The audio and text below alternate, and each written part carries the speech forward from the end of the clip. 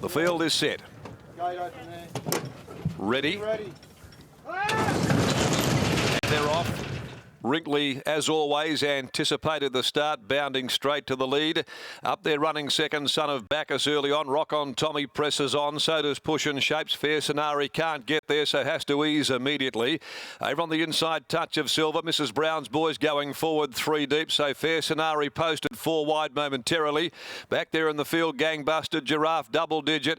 Now Romilly's going to ride King Blitz right back in the field. He's second last getting going. The stayer, Dude Man Bro, 2 lengths behind it as they work down the back straight, going out to the 1,000 metres, and Wrinkly in his customary role leads the way. Rock on Tommy getting a bit fired up now against Carberry running second. Son of Bacchus is well placed on the inside. No favours for Fair Scenari though. Push and Shapes is much handier to them at the 800 there today, back running 5th. Mrs. Brown's Boy is deeper out. Then came the grey, Touch of Silver. In the centre came Gangbuster. They're about to go past the 650. Around the outside is Giraffe, 3 deep now as the field starts to bunch a little more, and the last trio included double digit. Back there King Blitz, forget Dude Man Bro. At the top of the home straight, Wrinkly as always wobbles away from the inside, straightened up a length to Rock on Tommy. The run presents itself back on the inside clearly for Son of Bacchus, and now Mrs. Brown's Boy lets down to chime in. Further back is Giraffe, and King Blitz runs on as well down to the 175, and Mrs. Brown's Boy on the outside with Wrinkly coming back. He's fighting tooth and nail. Wrinkly comes back at Mrs. Brown's Boy. Mrs. Brown's Boy, Wrinkly, they're having a great battle. They'll go to the line. Oh, it's close. Wrinkly got a dive in down on the inside of Mrs. Brown's Boy, but I couldn't swear by it. It's close. Very tight. Hold on to your tickets. King Blitz ran on very well late. In front of Giraffe and Gangbuster, Touch of Silver. Push and Shapes, double digit next home. Son of Bacchus weakening. Dude Man Bro, Rock on Tommy, awfully disappointing. And Fair Scenari wilts back there to finish last of all. Tight go this one. Wrinkly kept coming back. Mrs. Brown's Boy kept sticking on. Johnston Porter, Brad Parnham, elbow to elbow over the final stages. Both at it, hands and heels. Which way does the dive go? Oh, it's possibly Mrs. Brown's Boy on the outside. The 10, Mrs. Brown's Boy, Clint Johnston Porter, gets it narrowly from Wrinkly.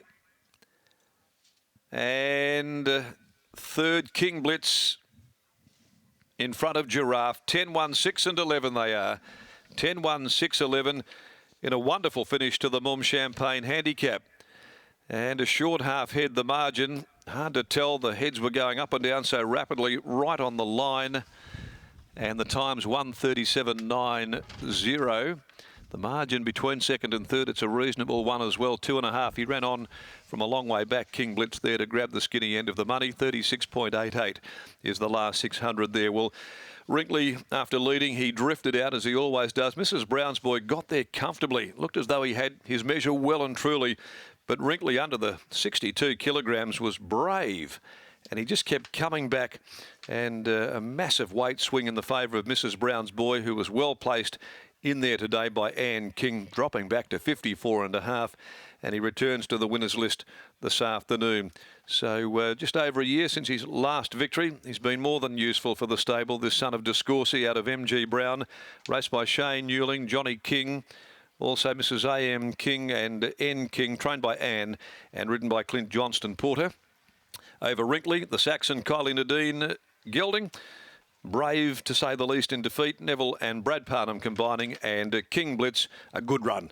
Finished off the race well by Natural Blitz from Lyrical Queen, Barry Newnham and Lactar Romilly. Tight go, wonderful finish there to race 7. The Crown Towers handicap is next over the 1,600 metres, and we take out 17 and 18. A big lineup there at 10 after 4 as we head back to Brittany Taylor, and a case of a horse being very well placed to win, showing his best today with appreciable drop in the weights.